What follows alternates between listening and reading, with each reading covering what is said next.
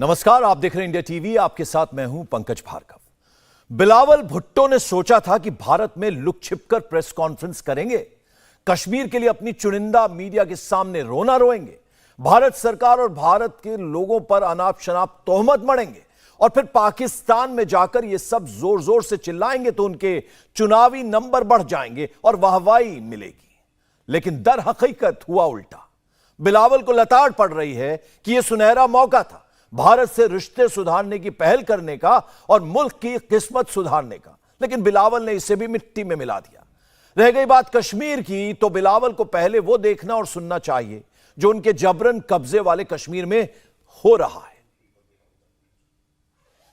बिलावल ने कानों में रुई ठूस ली है। आजाद कश्मीर में अब ये आवाजें बुलंद होना शुरू हो गई हैं कि इस्लामाबाद के बजाय हमें दिल्ली को आवाज देनी चाहिए। खुदा की कसम लोग इस पे सोच रहे हैं। शहबाज ने आंखों पर पट्टी बांध ली है। आर पार जोड़ दो, करगिल रोड खोल दो, आर पार जोड़ दो, करगिल रोड खोल दो। और मरियम ने मती मार ली है।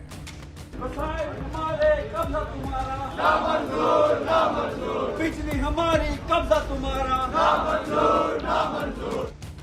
गोवा में बैठे बैठे और गोवा से लौटकर पाकिस्तानी विदेश मंत्री को कश्मीर नाम के दौरे पड़ते रहे, लेकिन उनके अपने कब्जे वाले कश्मीर में क्या चल रहा है बिलावल के पल्ले ही नहीं पड़ रहा। जिस देश का हाकिम जालिम हो, जिसकी न सुने मजबूरों की, उस देश के हर एक हाकिम को सूली पे लटकाना वाजिब है। गरीब दो वक्त का इज्जत के साथ अपने बाल बच्चों को, अपने औलाद को रिज़्क़ का नवाला नहीं खिला सकता है। गरीब तरसता है इक्न वाले को, गरीब तरसता है इक्न वाले को। अमीरों के कुत्ते भी राज करते हैं। 22 करोड़ पाकिस्तानियों की जिम्मेदारी छोड़कर कश्मीर के जबरन ठेकेदार बनने वाले बिलावल भुट्टो गोवा क्या करने आए थे और क्या लेकर गए? वो जो कहते हैं ना कि नमक की कान में मिलकर जो है ना आदमी नमक हो जाता है, वो बात है बिलावल साहब की। बिल्कुल टोटली इलिटरेट और इग्नोरेंट किस्म के लोगों की स्टेटमेंट है जी कि आप जो है वो 370 वापस नहीं लेते तो इंडिया से बात ही नहीं हो सकती। डॉक्टर जयशंकर साहब ने कहा कि while you are supporting terrorism we cannot talk। उसके रिबटल में कुछ नहीं कहा गया पाकिस्तान की तरफ से। जहां जाते हैं पैसे मांगते हैं, देने के लिए आपके पास कुछ भी नहीं है। वो ऐसा बात करते हैं जैसा कि टेररिस्ट कहीं स्पेस से आके उनको मार रहे हैं। रावलपिंडी और इस्लामाबाद दोनों मिलकर इस सांप को पाल रखा है, उसको दूध देते रहते हैं। दरअसल में ना अफगानिस्तान ना इंडिया, दुश्मन अपने ही घर में मौजूद। एक ही बात पर काम कर सकते भाई, हम तो दुश्मन हैं, दुश्मनी तो हमने करनी है। बिलावल पर पाकिस्तान की आवाम और मीडिया इस कदर हमलावर क्यों है? इसकी वजह उस बात में है कि बिलावल भारत आकर क्या कर सकते थे और असल में उन्होंने क्या किया। बिलावल झूठी अकड़ छोड़कर भारत से रिश्ते सुधारने की पहल कर सकते थे, बंद पड़े कारोबार को खोलने की गुजारिश कर सकते थे। इससे पाकिस्तान में महंगाई कम हो सकती थी और 23 करोड़ पाकिस्तानियों की जिंदगी आसान हो सकती थी, लेकिन बिलावल कश्मीर के आगे ही नहीं बढ़ पाए। एक अपॉर्चुनिटी थी आपके पास कि आप ना सिर्फ भारत बल्कि एससीओ के सारे मेंबर्स और उसके बाद पूरी दुनिया को बताते कि we are not हम अच्छे तालिबान बुरे तालिबान के दौर से आगे निकल चुके हैं, लेकिन उसको अवेल नहीं किया गया। डॉक्टर जयशंकर साहब ने कहा कि while you are supporting terrorism we cannot talk। उसके रिबटल में कुछ नहीं कहा गया पाकिस्तान की तरफ से। फिर बिलावल भुट्टो साहब ने जाते ही मेरा ख्याल है उन्होंने ट्वीट दाग दिया, I'm definitely looking forward to meet the other foreign ministers of friendly countries। तो भाई फ्रेंडली कंट्री से आपने मिलने के लिए जाना था, तो जाने की जरूरत क्या थी? वो वैसे ही आप 193 मुल्कों का तो मेरा ख्याल दौरा आप कर चुके हैं। 192 मुल्कों आपने इंटरनेट पे ही मीटिंग्स की हैं ज्यादातर आपने, तो उसी पर कर लिया जाता। गरीब मुल्क है, बुरे हालात हैं आपके, जहां जाते हैं पैसे मांगते हैं, तो देने के लिए आपके पास कुछ भी नहीं है। क्या ऑफर क्या कर सकते हैं आप? कुछ भी ऑफर नहीं कर सकते as a foreign minister of a country which is basically has a political instability. यहाँ तक है कि आप वापस आए तो हो सकता है आपकी हुकूमत भी ना हो, तो वहां आपकी इज्जत अफजाई कितनी होगी। कश्मीर की घुट्टी घोलकर और गले में उड़ेलकर गोवा पहुंचे बिलावल को भारत ने एक लाइन का जवाब देकर वापस भेज दिया है। जवाब क्या है, सुन लीजिए। उनका कोई श्रीनगर से भी लेना देना नहीं। There is only one issue to discuss on Kashmir, which is when does Pakistan vacate its illegal occupation of Pakistan occupied Kashmir. That is the only issue up for discussion. जिस तरह भारत की संसद ने 370 का पुछल्ला हटाकर जम्मू कश्मीर को पूरी तरह गले लगाया है, उसी तरह पाकिस्तान के कब्जे वाले कश्मीर को भी वापस हासिल करना भारत की संसद की ही शपथ है। बिलावल ने यह भी कह दिया जनाब कि जब तक इंडिया 370 को रिव्यू नहीं करता चीज़ें आगे की तरफ जो है वो नहीं जा सकती। तो वैसे कि डॉक्टर बिलावल ने बड़ी तारीफ़ की है जयशंकर की कि बड़े अच्छे से होस्ट की है और सारी और मुझे महसूस नहीं होने दिया कि अगर हमारे बायलैटरल अच्छे ताल्लुकात नहीं है। वो जो कहते हैं ना कि नमक की कान में मिलकर जो है ना आदमी नमक हो जाता है, वो बात है बिलावल साहब की। बिलावल साहब की जो लैंग्वेज है ये उनकी अपनी लैंग्वेज नहीं है, बिल्कुल टोटली इलिटरेट और इग्नोरेंट किस्म के लोगों की स्टेटमेंट है जी कि आप जो है वो 370 वापस नहीं लेते तो इंडिया से बात ही नहीं हो सकती। पहली बात ये है कि 370 जो है ये कश्मीरियों का मामला है, मैंने बहुत पहले अर्ज किया था, लेकिन आप अपनी तरफ से इस तरह की शराइत रखते हैं जैसे 370 को आप वापस करें जी, नहीं तो हम बात ही नहीं हो सकती। इस बात का बिलावल साहब को 100% पता है कि 370 वापस हो ही नहीं सकता।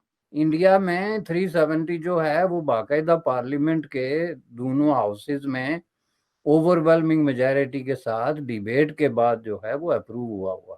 तो इसका मतलब ये है कि फिर आपके जहन के अंदर जो है वो पहले से एक तयशुदा किस्म का ड्राफ्ट है जो किसी ने दिया हुआ है। गोवा से इस्लामाबाद तक बिलावल ने जो जहर और झूठ उगला उसमें 3 बातें अहम हैं। पहला ये कि 370 की वापसी के बगैर बात नहीं हो सकती। दूसरा ये कि भारत में मुसलमानों से नफरत है। तीसरा ये कि पाकिस्तान खुद दहशतगर्दी का शिकार है। भारत का वजीर खारजा इतना जज्बाती लग रहा था अपना प्रेस कॉन्फ्रेंस में, कहता है कि you can't be a victim of terror and sit with the perpetrators of terror. मैं क्या करूं अगर उनमें इतना नफरत उरूज पे पहुंच चुका है कि वो सारे मुसलमान को दहशतगर्द कराना चाहते हैं, यहाँ तक कि वो बिलावल भुट्टो जरदारी को भी दहशतगर्द कराना चाहते हैं। उनको ये नहीं नजर आता कि हम अपने मुल्क में भी एक दहशतगर्दों के मुकाबले में दहशतगर्दों के अपीजमेंट के खिलाफ जो मुहिम होते हैं उसमें सफ़ का किरदार अदा करते हैं, इसलिए कि हम खुद मुतासिर हुए हैं, विक्टिम्स हैं दहशतगर्दी के। It's a very strange thing. Pakistan की जो ऑफिशियल नैरेटिव अब बन गई है कि हम सबसे बड़े विक्टिम्स हैं टेररिस्ट के। वो ऐसा बात करते हैं जैसा कि टेररिस्ट कहीं स्पेस से आके उनको मार रहे हैं।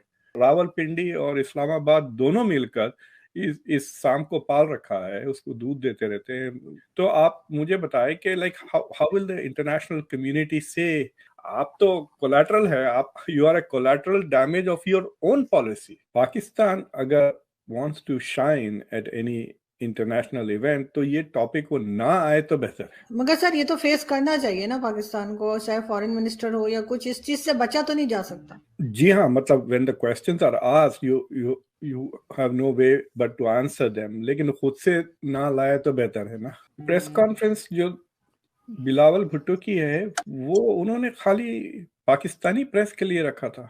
He did not allow Indian press या international press, which is a very strange thing। आप जा रहे हैं ये बंदों से आप कल भी बात सकते हैं कराची में बैठकर, लाहौर से the same people। Bilawal Bhutto जब गोवा में जहर उगल रहे थे तो भारतीय और इंटरनेशनल मीडिया के सवालों से मुंह छिपाकर बैठे थे। दरअसल पाकिस्तान की फितरत ही यही है कि वो सच्चाई से मुंह छिपाकर बैठा रहता है। भारत ने पीओके पर जो अल्टीमेटम दिया है उससे भी पाकिस्तान 75 सालों से मुंह छिपाकर बैठा है, जबकि सच्चाई खुद पीओके के लोग चीख चीख कर बता रहे हैं। मैं इस्लामाबाद की अशराफिया को खबरदार कर रहा हूँ, बखदा ख्वाहिश की बात नहीं कर रहा हूँ, लेकिन आजाद कश्मीर में अब ये आवाजें बुलंद होना शुरू हो गई हैं कि इस्लामाबाद के बजाय हमें दिल्ली को आवाज देनी चाहिए। खुदा की कसम लोग इस पे सोच रहे हैं। उस वक्त से डरो कि जब लोग दिल्ली को कॉल करेंगे कि आके हमारी हिफाजत करो, फिर क्या करोगे? हम तो चाहते हैं कहीं इज्जत से एग्जिट कर लो, कहीं बाइज्जत तरीके से अपना किनारा कशी कर लो और हमारे हाथ पे छोड़ दो। हमारे वसाइल पे अगर हमें इख्तियार मिल जाए, हमें आपसे कुछ भी नहीं चाहिए। पाकिस्तान के कब्जे वाले कश्मीर में इस तरह की सभाएं और विरोध प्रदर्शन अब आम बात हो गए हैं।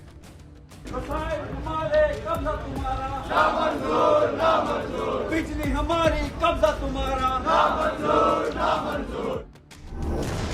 मुजफ्फराबाद और गिलगिट बाल्टिस्तान वो इलाका है जिस पर 1947 से पाकिस्तान का अवैध कब्जा है, जिसे हम पाक अधिकृत कश्मीर कहते हैं। इन इलाकों के लोग 1947 से ही पाकिस्तानी कब्जे का विरोध कर रहे हैं। इन इलाकों में बिजली, सड़कों जैसी बुनियादी सुविधाएं मुश्किल से मिलती हैं। शिक्षा, हेल्थ की भी इन इलाकों में कोई सुविधा नहीं है। पाकिस्तान के मौजूदा आटा संकट के चलते अब तो खाना भी मुहाल हो गया है।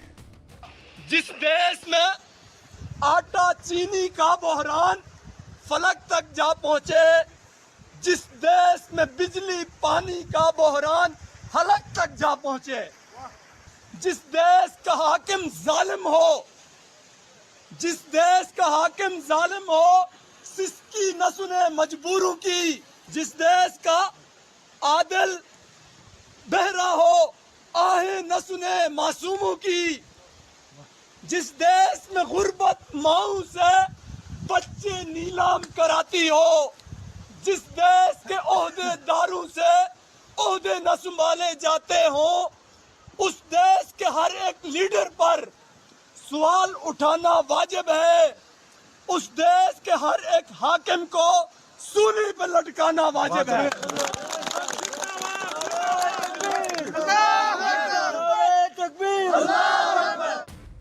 पाकिस्तान के मौजूदा आटा संकट की सबसे बुरी मार पीओके पर ही पड़ी है, क्योंकि ये इलाका आटे के लिए पूरी तरह से इस्लामाबाद की मेहरबानी पर निर्भर है। लेकिन जब पाकिस्तान में खुद ही खाने के लाले पड़े हों तो पीओके को कौन पूछेगा? इन्होंने अब तक सिर्फ हमें लूटा है, पानी लूटा है, हमारे जंगलात काट दिए। जब 1948 में जब इनका कब्जा मुकम्मल हुआ इस आजाद कश्मीर वाले इलाके पे, तो हमारी जो जमीन थी उसके ऊपर 42% जंगलात थे। 42%। आज 14% से भी कम रह गए। इन्होंने तो हमें सिर्फ नुकसान ही पहुंचाया और दूसरी तरफ भी नुकसान पहुंचाया है। बात यह है कि कश्मीर का जो मुद्दा है, इसके ऊपर सबसे ज्यादा नुकसान इन्होंने कश्मीरी कौम को पहुंचाया है पाकिस्तान में। एक तो उन्होंने कश्मीरियों को ये फैसला करने की इजाजत नहीं दी हुई आजाद कश्मीर में कि वो ये फैसला करें कि भाई उन्होंने हिंदुस्तान के साथ जाना है या पाकिस्तान के साथ जाना है। ठीक है ना? अब जो पाकिस्तान के साथ कोई कहेगा मैंने जाना है, उसकी तो बल्ले बल्ले है, उसको मिनिस्ट्री भी मिल जाएगी, वो प्राइम मिनिस्टर भी बन जाएगा, वो प्रेसिडेंट भी बन जाएगा। मुझे आजाद कश्मीर या गिलगित बल्तिस्तान में ये कैंपेन करने की कतन इजाजत नहीं है, चाहे कि मैं कोई सियासी पार्टी वहां पे बनाऊं जो इलाके भारत की हिमायत करे। इन्होंने तो हमें सिर्फ नुकसान ही पहुंचाया और दूसरी तरफ भी नुकसान पहुंचाया है। इन्होंने बंदूकें पकड़ा पकड़ा के यहाँ से भेजे हैं वहां पे और लोगों का दिमाग खराब किया है और लोग मरवाए हैं वहां पे। बिलावल और उनके जैसे बाकी पाकिस्तानी हुक्मरानों को कश्मीर तो चाहिए, लेकिन अपने कब्जे वाले कश्मीर को भूखों मरने छोड़ दिया गया है। तमाम विरोध प्रदर्शनों के बावजूद सुनवाई नहीं हुई तो पीओके के लोगों ने हिंदुस्तान में शामिल हो जाने का आंदोलन भी शुरू कर दिया है। आर पार जोड़ दो, करगिल रोड खोल दो, आर पार जोड़ दो, करगिल रोड खोल दो।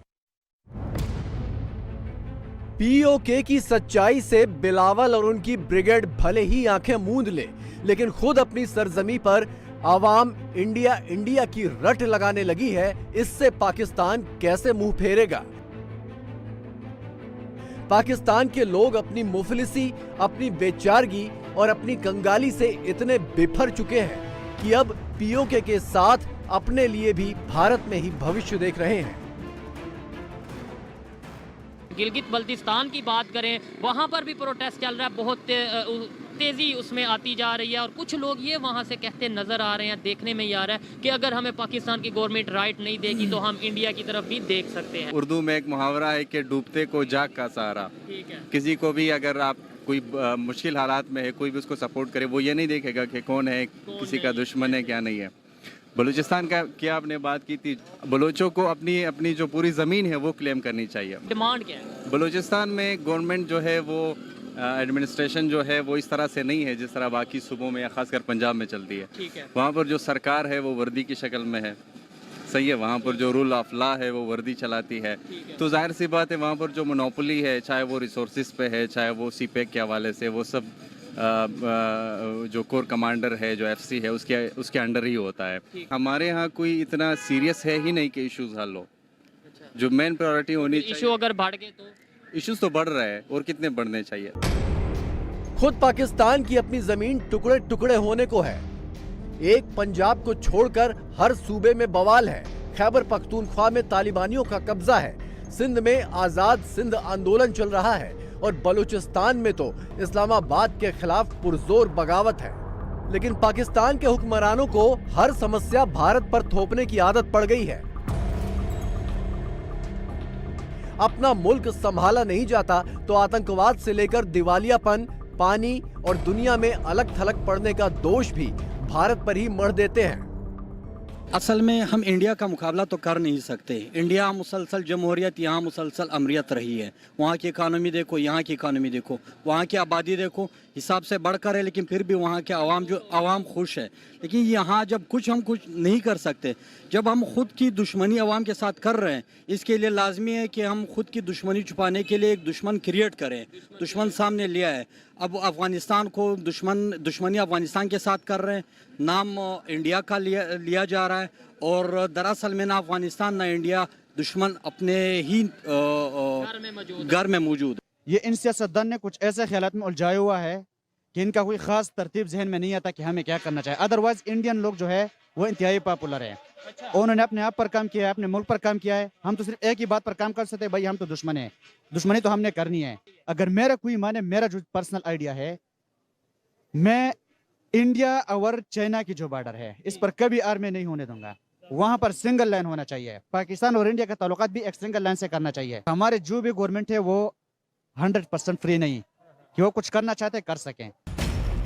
पाकिस्तान अपने सियासी तमाशों में भी भारत को घसीटता है। शहबाज सरकार चुनाव से भाग रही है तो इसके लिए भारत को वजह बता दिया। सुप्रीम कोर्ट में शहबाज सरकार ने बकायदा हलफनामा देकर भारत का जिक्र किया है। हलफनामे में कहा गया है कि चुनाव हुए तो भारतीय एजेंसी रॉ गड़बड़ी फैला सकती है। खाया साहब, इमरान खान को आपकी बदनीति नजर आ रही है। ये सारा रौला सितंबर का, हाँ समझ आइए जी, कि इमरान खान चाहता है कि चीफ जस्टिस उमर अता बंदयाल की सितंबर में रिटायरमेंट से पहले इलेक्शन हो जाए और आप चाहते हैं कि उनकी रिटायरमेंट के बाद आपने सितंबर से पहले इलेक्शन नहीं होने देना। नहीं जी, हम तो कहते हैं कि वक्त पे इलेक्शन हो, अक्टूबर में सारे इकट्ठे इलेक्शन। तो फिर ये मुज़ाकरात क्यों कर रहे हैं आप इनसे? जी मुज़ाकरात जो है सियासतदान इस किस्म के जो है वो करते रहते हैं, खेल जो है वो खेल। चले मैं कुछ और कह लेता हूँ, अगर आपको खेल का लफ्ज़ जो है पसंद नहीं आया तो मैं कुछ और कह लेता हूँ। मुझे तो पसंद नहीं आया वैसे। नहीं आया। इस शख्स से मुज़ाकरात करना एक जो कहते हैं एक्सरसाइज इन फ्यूटिलिटी। पाकिस्तान को कश्मीर चाहिए लेकिन पाकिस्तानियों को रोटी चाहिए। पाकिस्तान के सियासतदानों को जमी जमाई कुर्सी चाहिए लेकिन पाकिस्तानियों को वोट देकर चुनने का हक चाहिए। हकीकत यह है कि ना पाकिस्तान के हुक्मरानों को कुछ मिलेगा और ना ही इनके लालच में पिसते पाकिस्तानियों के हाथ कुछ भी आएगा। और हनुमान के बाद मुसलमान, कर्नाटक में बजरंग बली मुद्दा है। योगी आदित्यनाथ यूपी से कर्नाटक पहुंचे, कांग्रेस पर खूब गरजे, लोगों से अपील की कर्नाटक में बीजेपी की फिर से सरकार बनाए। बीजेपी 24 के लिए दक्षिण का द्वार खुला रखना चाहती है, तो वहीं उत्तर प्रदेश में बीजेपी ने नया प्रयोग कर दिया है। 23 में बीजेपी ने 24 का फॉर्मूला तय कर दिया है। बीजेपी ने उत्तर प्रदेश में पसमानदा का फॉर्मूला दिया है। यह फॉर्मूला लोकल चुनाव से निकला है। अगर यह हिट हुआ तो बीजेपी 24 में 19 से भी बड़ी जीत का सपना देख रही है। बीजेपी का प्लान क्या है? योगी ने उत्तर प्रदेश में पसमानदा मुस्लिमों को लेकर कौन सी रणनीति तैयार की है, जिनकी आबादी देश में करीब 12% है। कर्नाटक से यूपी तक का क्या है पूरी खबर, इस रिपोर्ट में देखिए। यूपी के बाद कर्नाटक की बारी। सीएम योगी ने कर ली तैयारी, एक दिन में 5 रैली। बीजेपी ने कर्नाटक के चुनाव में अपने सबसे फायरब्रांड नेता और हिंदुत्व के सबसे बड़े चेहरे योगी आदित्यनाथ को जिम्मेदारी सौंप दी है। योगी ने कोप्पा, पुत्तू, करकला, भटकल और बंटवाल में रैली और रोड शो किया। कांग्रेस ने बजरंग दल पर अटैक किया, बैन करने की बात दोहराई तो योगी आदित्यनाथ अब सीधे कांग्रेस पर अटैक कर रहे हैं। एक और कर्नाटक में पीएफआई जैसे संगठनों को उन्मुक्त करके समाज विरोधी और राष्ट्र विरोधी गतिविधियों को आगे बढ़ाने के लिए प्रोत्साहित करने का कार्य कर रहे हैं और दूसरी ओर राष्ट्रवाद के लिए समर्पित अपनी सामाजिक सेवा के लिए जग विख्यात श्री हनुमान के अनन्य सेवक के रूप में बजरंग दल को बैन करने की बात करते हैं। बजरंग दल को बैन करने का मतलब कांग्रेस के द्वारा सीधे सीधे हिंदू आस्था के साथ खिलवाड़ करने का प्रयास हो रहा है और कोई भी हिंदू समाज का नागरिक इसे बर्दाश्त नहीं कर सकता, इसे स्वीकार नहीं कर सकता है।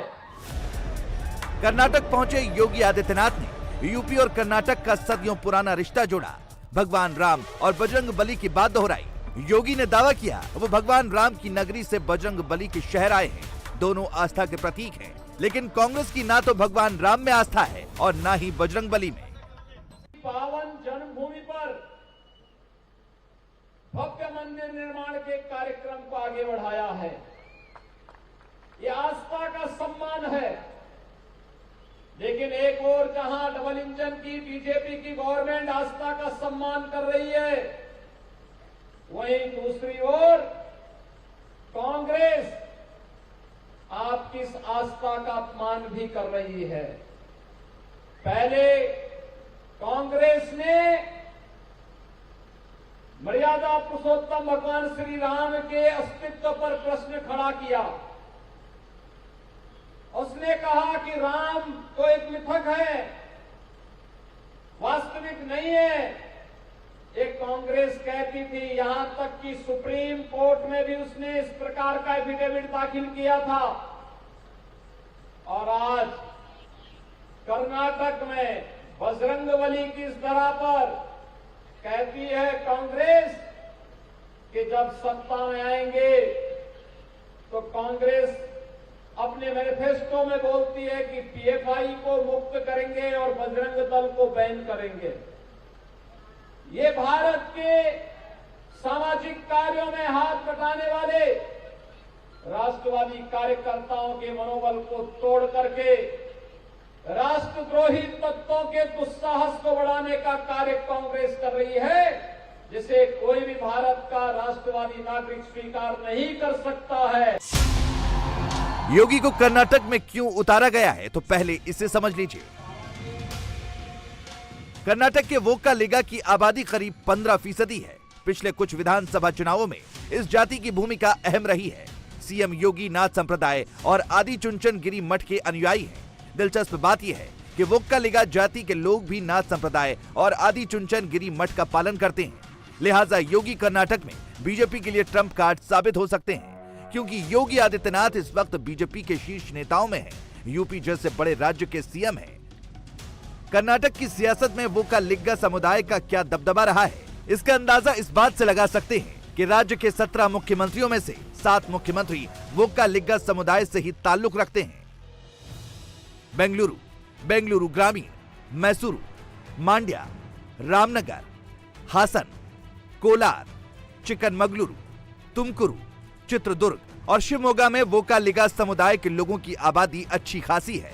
बीजेपी ने 2023 के विधानसभा चुनाव में वोकालिगा समुदाय के 42 कैंडिडेट को टिकट दिया है। उत्तर के योगी को दक्षिण में सुनने के लिए भीड़ लग रही है। सीएम योगी के रोड शो में लोगों का हुजूम उमड़ रहा है। फूलों की बारिश हो रही है। सड़क के दोनों तरफ लोग लाइन लगाकर खड़े हैं।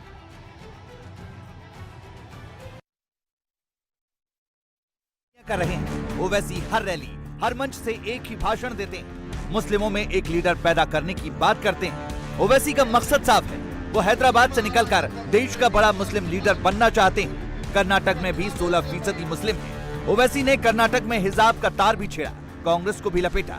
10 तारीख को डालने जाएंगे तो पहले अल्लाह अकबर का नारा लगा के बटन दबाओ। तो ये पूरे मीडिया वाले बोलेंगे वो ओवैसी उधर लेके चलेगा। तुम्हारे पप्पा बोले तो कुछ नहीं बोलेंगे। पप्पा बोले ना कल, मीडिया वाले गूंगे हो गए।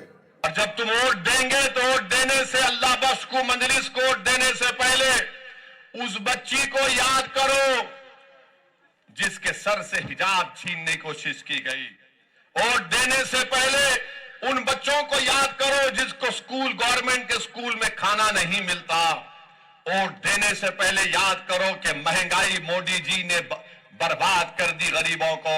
वोट देने से पहले नौजवानों याद करो तुमको नौकरी नहीं है।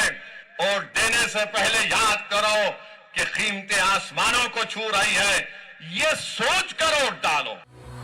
ओवैसी का टेप हिजाब नकाब हिंदू मुसलमान से आगे बढ़ ही नहीं रहा।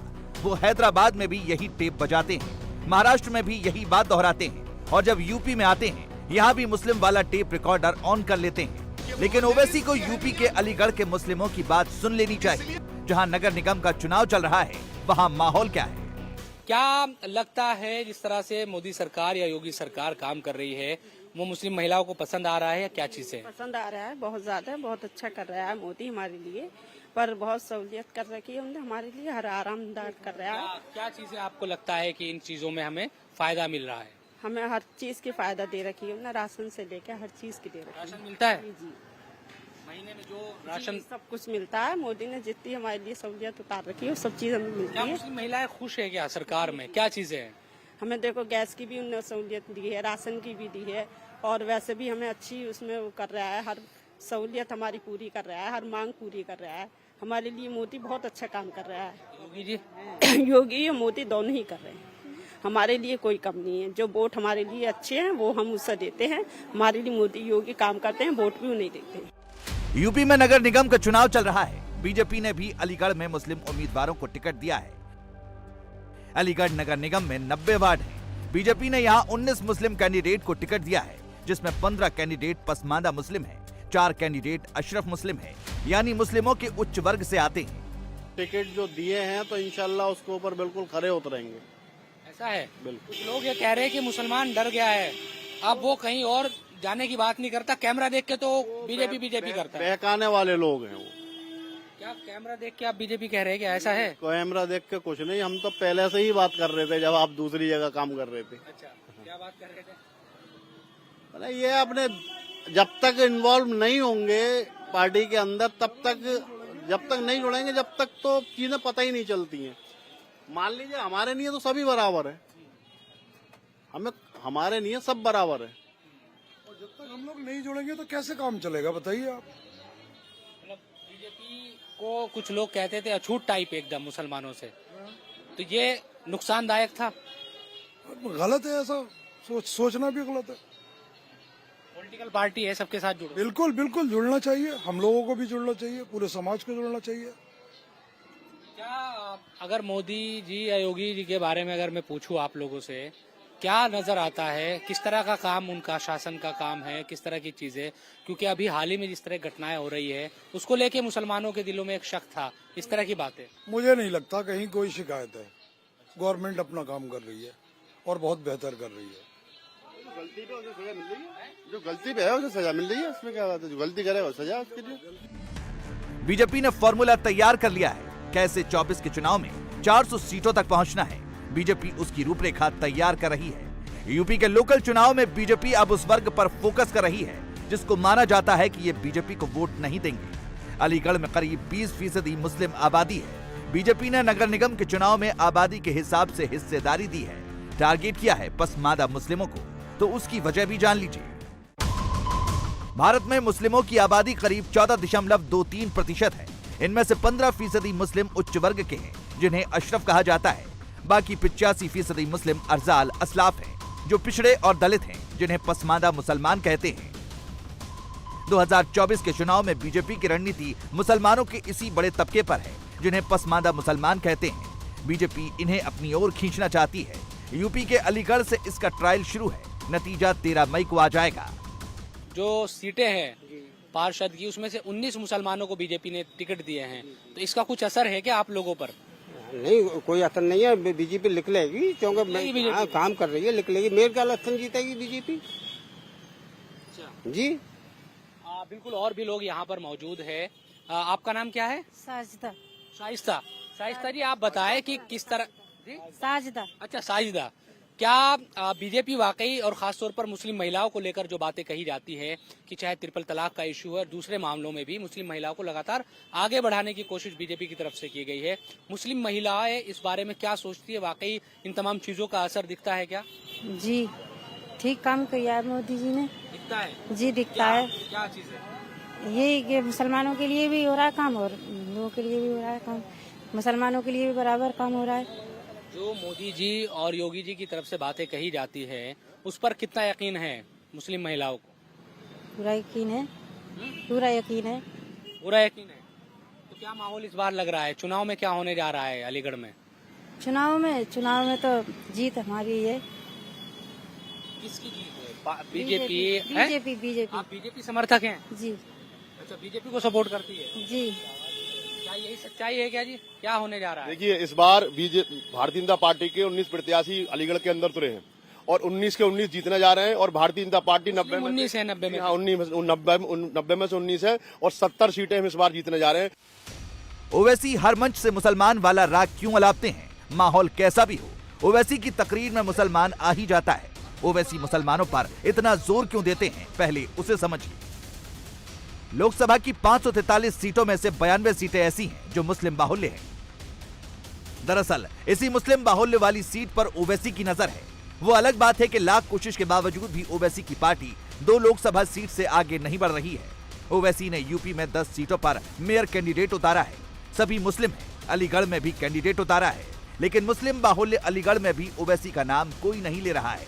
सब मोदी योगी कर रहे हैं। औरतों की सेफ्टी बहुत है। सेफ्टी हो गई? बहुत सेफ्टी हो गई। क्या चीजें थी और क्या बदलाव? पहले था गुंडागर्दी, अब वो चीज नहीं रही है। औरतें जब चाहे, रात हो दिन हो, जब चाहे निकल सकती हैं और उन्हें कोई भी डर खौफ नहीं रहता। पहले क्या था, डर बहुत लगता था निकलने में भी बाहर, अब वो बात नहीं रही। ये वाकई सच्चाई है क्या? हाँ, ये सच्चाई है, 100% सच्चाई है। मतलब बेटियों की हिफाजत अब हो रही है पहले के मुकाबले? पहले से मुकाबले में बहुत अच्छी सेफ्टी हो रही है। हमें तो बीजेपी अच्छी लगती है बस, खाली, और कोई नहीं अच्छी लगती। बीजेपी अच्छी लगती है बस। तो कहते हैं मुसलमान बीजेपी से दूर भागते हैं। वो तो क्या कहते हैं, कहने वालों को कहने दो, उनसे कुछ नहीं होता। 17 बात है, कोई सबको थोड़ी वो करेंगे। आपका नाम क्या है? मेरा मीना बेगम। मीना बेगम? मीना बेगम। अच्छा, मीना बेगम जी। कह रही है साली कि भाई हमें तो बीजेपी अच्छी लगती है। वो तो अच्छी लगती है, जब बेटियों की हिफाजत है तो सब कुछ सही है। आपको भी राशन मिलता है? क्यों नहीं मिलता? 2 बार राशन मिलता है। 2 बार राशन मिलता है। 2 बार मिलता है? सिलेंडर मिला है, राशन मिलते हैं 2 बार। गेहूँ है, चावल है। योजना या किसी तरह का कोई भेदभाव होता है क्या कभी? और बेटी के लिए सुमंगला योजना तक निकाली गई है मोदी जी ने, वो भी पूरी हो रही है बच्चों के। इंडिया टीवी हर वक्त हर जगह डाउनलोड करने के लिए सर्च करें India TV news Google play store या ऐप स्टोर पर।